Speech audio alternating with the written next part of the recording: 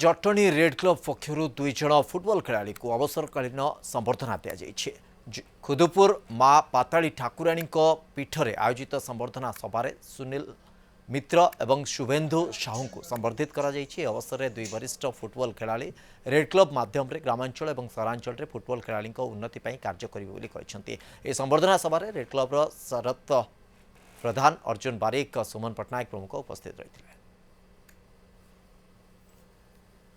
आमर प्रयास जारी रही रेड क्लब समस्त भाई मान प्रयास जारी रही बर्तमान जटणी जो फुटबल खेल लुप्त पाई जाता केमती आउ थे पुनरुद्धार हम से all India football federation football association of Odisha आनुकूल्य रेड क्लब सहयोगितार एवं बर्तमान 6 वर्ष रु 15 वर्ष पिला नहीं एक एकाडेमी एकाडेमी